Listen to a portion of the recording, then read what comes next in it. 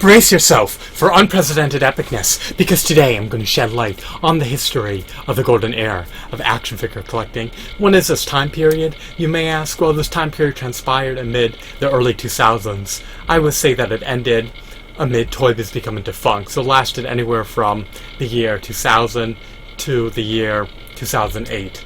It's unfortunate and quite a pity that this time period has now elapsed, and that'll never be revitalized, but it is what it is. Let's delve into the history of this era, and let's dabble into it by exploring eBay so that I could provide more context on the history of this time period. So, let's go on eBay. But before I do so, I wanted to showcase a listing of the action figure lines that were released amid this time period.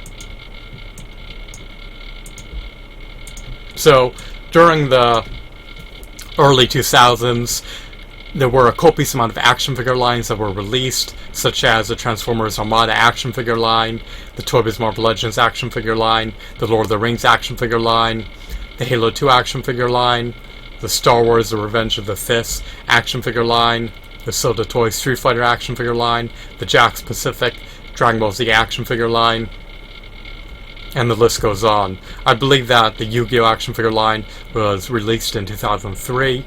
You can check the particulars. So we had a myriad of high quality, robust, intricate, affordable, meritorious action figure lines released amid this time period that lasted nearly a decade. So, to provide more context, sorry if I said the word contest. Start with a blunder. Let's explore eBay. So, first off, we're going to start with the Toy Biz Marvel Legends. Now, today, Marvel Legends are churned out by Hasbro. They retail for $20 plus tax, and they're shoddy and abysmal for action figures that command staggering, hefty, exorbitant premium prices of over $20. Bear in mind that the Toy Biz Marvel Legends retailed for $7.99 plus tax. They had ample points of articulation. They had high quality hues, high quality shadings, high quality textures, high quality decos. They had ample points of articulation. Their aesthetics were visually appealing, and these figures came bundled with a comic book and a Build-A-Figure piece. These figurines are just incredible.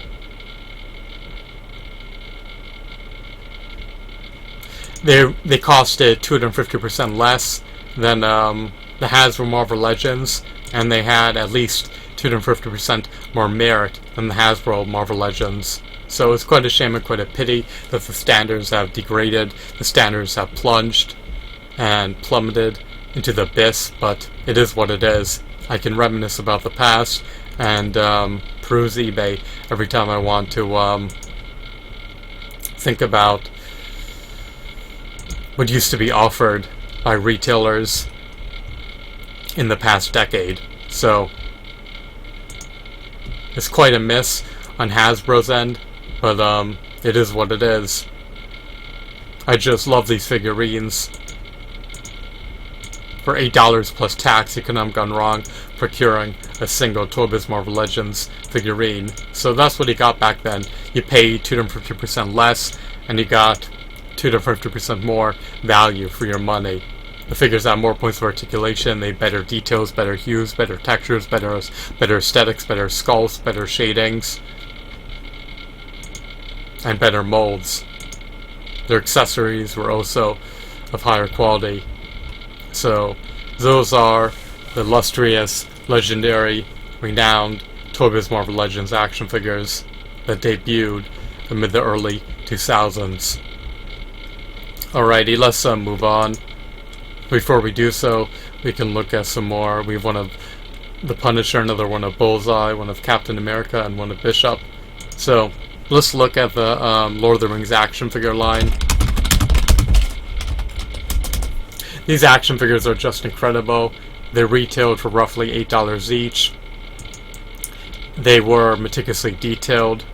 They had ample points of articulation. Some of them even had toe articulation in conjunction with finger joint articulation.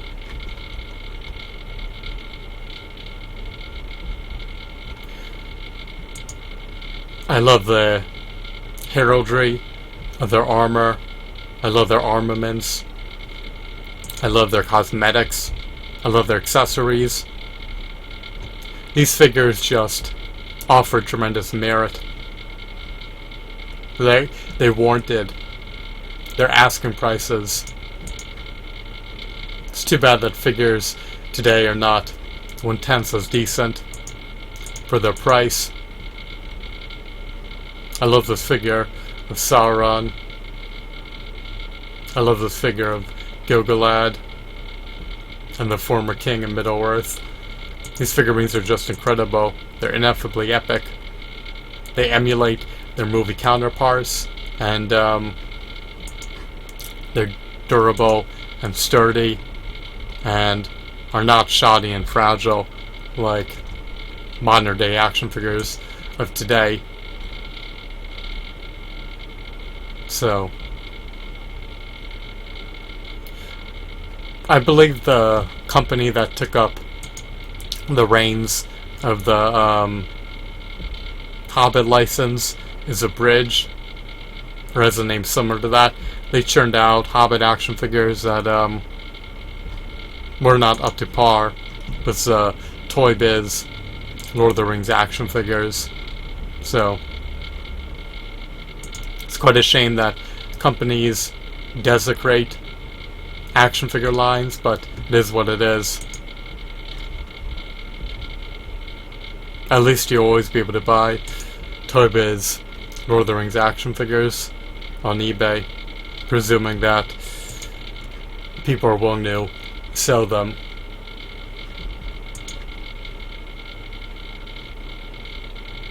But yeah, you couldn't have gone wrong purchasing any of these Toy Biz Marvel Legends action figures. Not Marvel Legends, I mean Toy Biz Lord of the Rings action figures. Sorry about the blunders, I'm extremely dehydrated. I'm in dire need of water. So, let's showcase some more. Those were released during the early 2000s.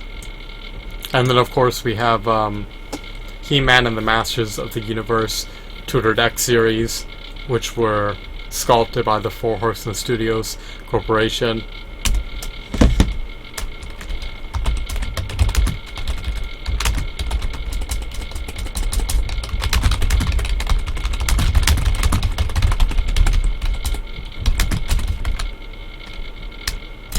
These figures also retailed for roughly $8 plus tax. They're just eminently refined. They're just incredible.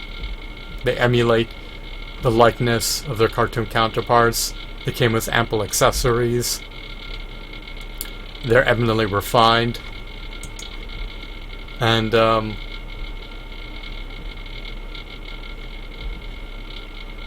Four Horsemen Studios did a stellar job of sprucing them up. They look clean, sleek, and epic.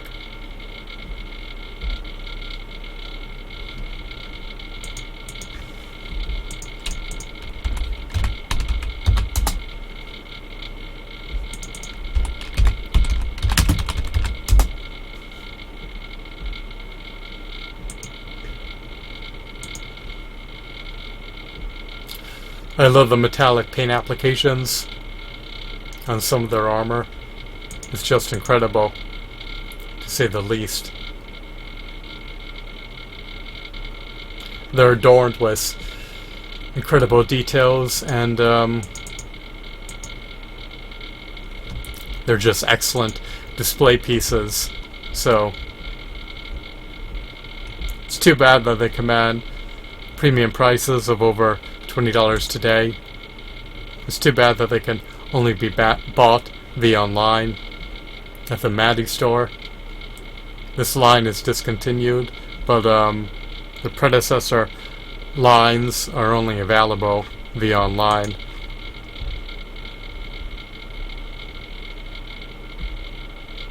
So I'm referring to the He-Man and the Masters of the Universe Classics action figure line that is only available online.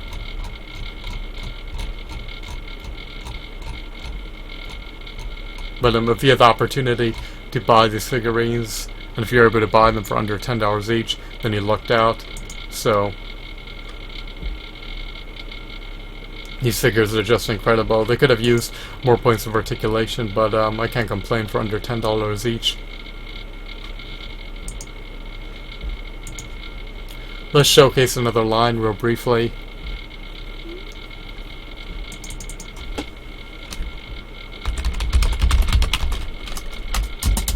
Alright, next we'll look at the Transformers Armada action figure line, which was churned out amid the early 2000s. This line is just incredible. These figurines are burly, bulky, and emulate their cartoon counterparts.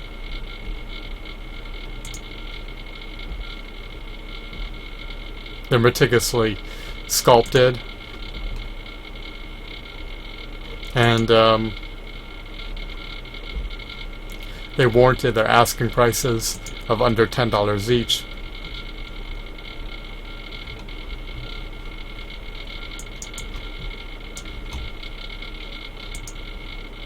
I love the Megatron and Unicron figurines. The Unicron figurine even had finger joint articulation, which is a covetable feature. You couldn't have gone wrong buying the Unicron figurine for $50 with some Minicon. I neglected to mention that these figurines also came bundled with a Minicon, so you got two robots for the price of one if you want to be technical. They may be arduous to find, but they are worthwhile if you're able to procure them. I love the figurine of Blur and the variant of Blur. The Energon figures follow suit of the Transformers Armada action figure line. They're also well sculpted, to say the least. So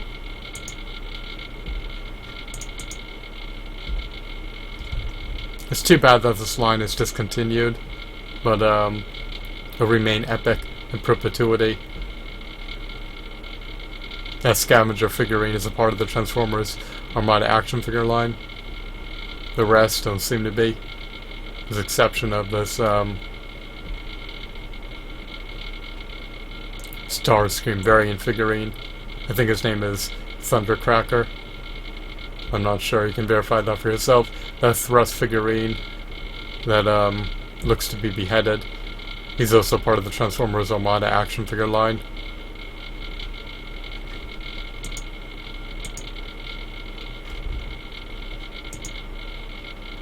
I love their transformations, and I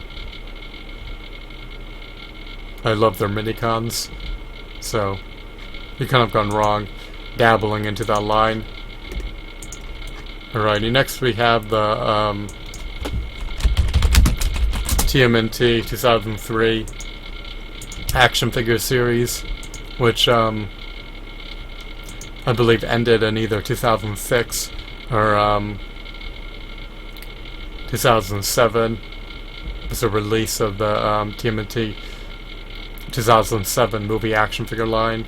Here are some figures from the line. You have the Elite Foot Guards. They came with ample accessories. I love their paint applications. I love their aesthetics. I love their details. I pretty much love everything about these 2003 TMNT action figures.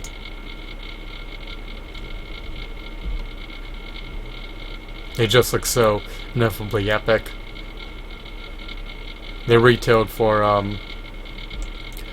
$7 plus tax, I believe, and sometimes there were sales in which you could buy 2 TMNT figurines for the price of one, so you could technically buy them for under $4 each, which is an incredible deal, to say the least.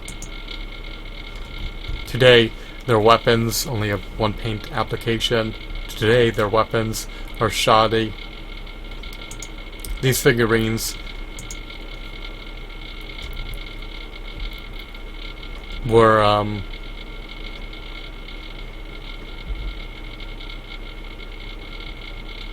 more adult-oriented, to say the least. What I mean by that is they were more comic-esque and had a greater appeal to the adult collector than other action figure lines, since this cartoon series more closely followed the TMNT comic book series than the 1980s TMNT cartoon series. So they offered more merit to the adult collector, and they were more based off the comic books than previous TMNT action figure lines. So this is an incredible lot and an incredible line.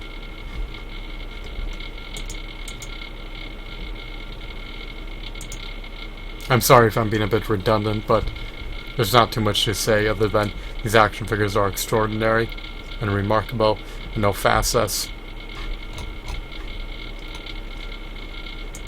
We also have the Yu-Gi-Oh! Action figure line.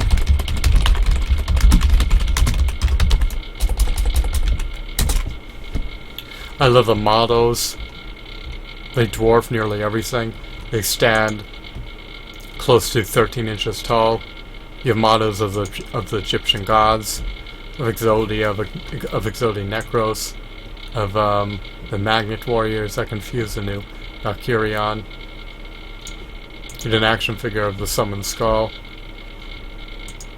I believe that most of these figurines were churned out in mid-2003.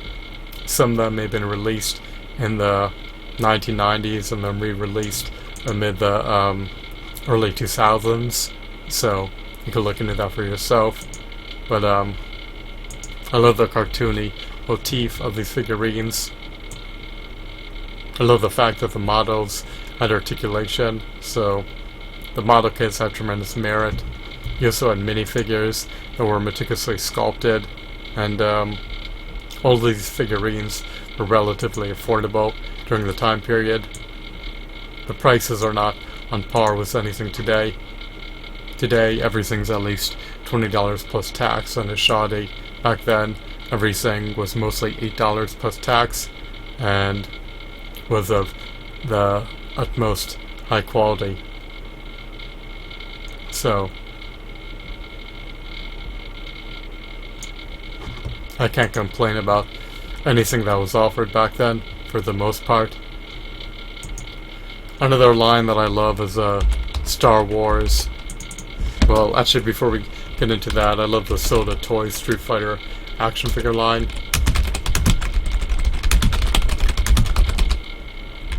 I remember these figurines being released for under $10 each in the retail stores. We have one of Blanca, one of Ryu, one of Ken. We have variants of ample characters from the video games. These figures came with interchangeable heads and interchangeable hands. They were sturdy, they were not fragile, they weren't dainty, they didn't come apart easily. You also had the Halo action figure line.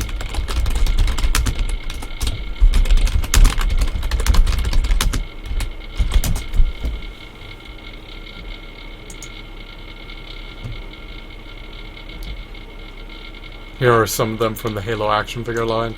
I prefer the Halo 2 action figure line any day over the original Halo action figure line. These figures stand roughly 7 inches tall. They're meticulously detailed. They have ample accessories. They're sturdy, they're not shoddy. And they're retailed for roughly $15 plus tax. I love the Brute figurines. They're burly and bulky and colossal. They're a fine addition to any action figure collection.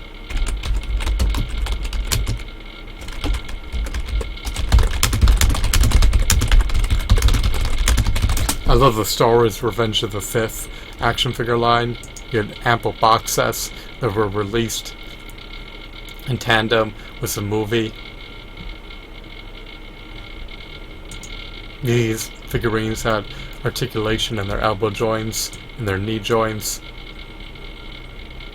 They're of much higher quality than the Star Wars figurines of today and the Star Wars figurines released in previous years prior to the advent of the Star Wars Revenge of the Sith movie being released. So I just love these figurines to life. They tickle my fancy, they appeal to my niche interests, and they have articulation in all the requisite areas. It's too bad that Star Wars figurines have less points of articulation than their 2006 or 2005 predecessor action figures, but it is what it is. So it's too bad that their details have been degraded.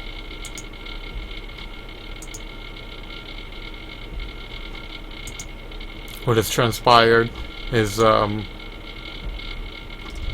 dire outcome, but at least you can buy these older figurines via eBay or Amazon, so reserve your complaints for another time.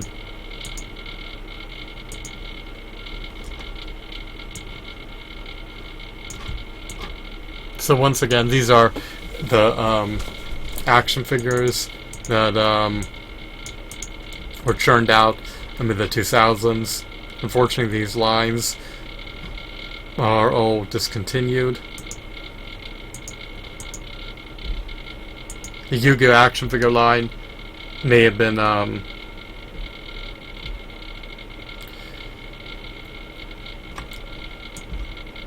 recontinued or continued by Good Smile for a brief period of time, but those figurines are unaffordable, so it's not the Mattel Yu-Gi-Oh! Action figure line that had merit.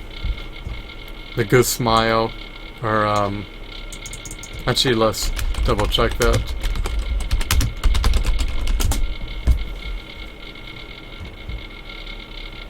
Sorry, the Max Factory Figma Yu-Gi-Oh! Figures are exorbitantly priced and are not the same as the Mattel Yu-Gi-Oh! Action figures. Sure, they're better detailed than the Mattel Yu-Gi-Oh! Action figures, but they're just not worth it when the prices are close to 1,000% more than the Mattel Yu-Gi-Oh! Action figures. So it's quite a shame and quite a pity what has transpired, but it is what it is. Let's look at the Legendary Heroes action figure line.